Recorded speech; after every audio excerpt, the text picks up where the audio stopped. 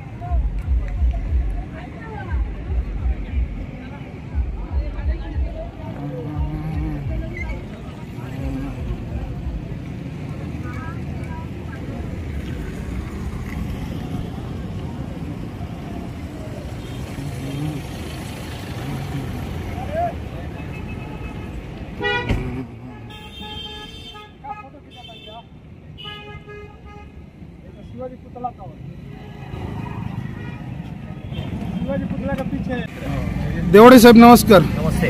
सगळ्यांनी पक्षाचे शॉल लावलेले आहेत. इथं तुफान गाड्यांचा ताफा पण उभा आहे. इथं नक्की काय विषय?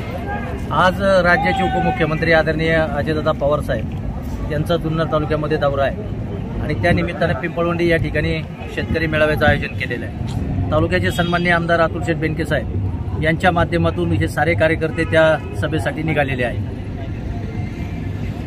आत्ता अजितदादा पवार येणार आणि त्यांच्याच मेळाव्याला आपण चाललेत. आदिवासी पट्ट्याचा आपण चांगल्या प्रकारे विकास केलेला आहे. आज त्यांच्यासाठी काय मागणी करणार? नाही, आज आम्ही फक्त दादा तालुक्यात येत आहे, त्यांचं स्वागत करायला चाललेलो आहे. कारण विकासाची कामं सन्माननीय आमदार अतुल शेठ बेनके साहेबांच्या माध्यमातून आदिवासी भागातल्या प्रत्येक गावामध्ये त्या ठिकाणी कामं झालेली आणि अधिकची कामं सुद्धा उद्याच्या काळामध्ये होणार आहेत. परंतु आज केवळ दादा आपल्या तालुक्यात येत आहेत, त्यांचं उत्स्फूर्तपणे स्वागत करण्यासाठी आम्ही सारी मंडळी त्या ठिकाणी चाललेलो आहोत.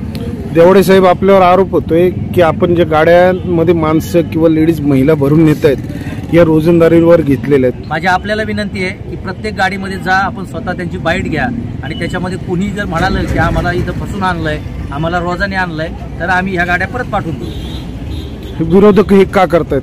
विरोधकांकडे आहेच काय दुसरं? एकतर विरोधकाला बरोबरी करायला जमली नाही की तो बदनामी करतो आणि त्यातला हा प्रकार आहे.